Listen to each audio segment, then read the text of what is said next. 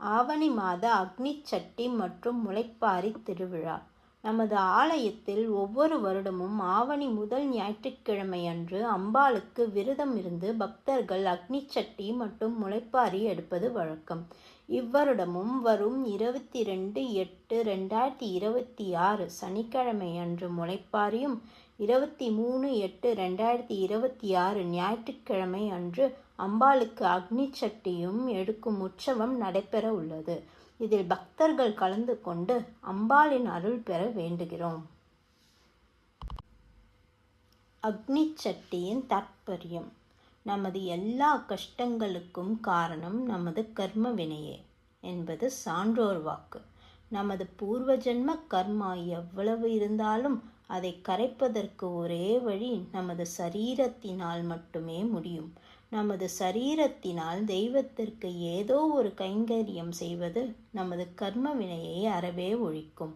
அதுவும் அக்னி என்பது தீயை சுட்டெரிக்கும் மகமாயி. ஒரு அக்னி ஸ்வரூபமாக அவள் தலையில் அக்னி ஜுவாலையை சூடியிருக்கிறாள். இன்றும் சமயபுரத்தில் அம்பாள் இரவு அக்னி சட்டியுடன் வலம் வருவதாக ஐதீகம்.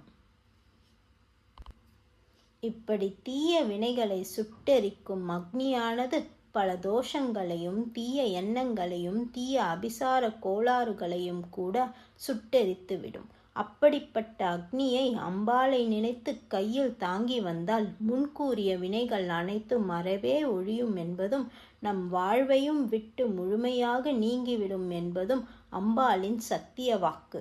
எப்பேற்பட்ட துன்பங்கள் கஷ்டங்கள் இருந்தாலும் வந்தாலும் அக்னி சட்டி எடுப்பவருக்கு வாழ்வில் துன்பங்கள் அறவே ஒழியும் என்பது நம் பக்தர்கள் கண்கூடாக கண்டிருக்கிறார்கள்.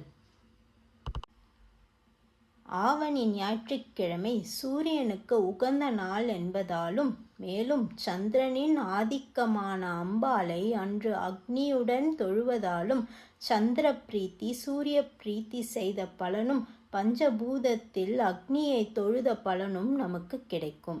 நவக்கிரகங்கள் அனைத்தையும் தன்னுடைய பாத நக விரல்களில் அம்பாள் அடக்கியுள்ளதால் மேலும் சூரிய சந்திர கிரகங்கள் அடங்குவதாலும் அக்னி சட்டி எடுப்பதால் நவக்கிரக சாந்தி ஏற்படும்.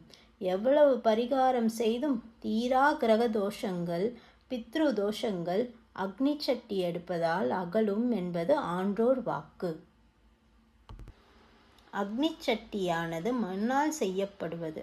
அது பூமியையும் அதில் இருக்கும் நெய்யானது உருகும்போது நீராகவும் அதில் எரியும் நெருப்பானது அக்னியாகவும் வெட்ட வெளியில் எடுத்து செல்வதால் ஆகாயத்தையும் காற்றையும் குறிப்பதால் பஞ்சபூதங்களில் சாந்தி ஏற்பட்டு வாழ்க்கை மேலோங்க அக்னி சட்டி உதவும்.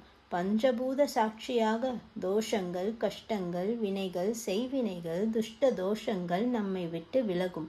வாழ்வில் மங்களம் பெருகும்.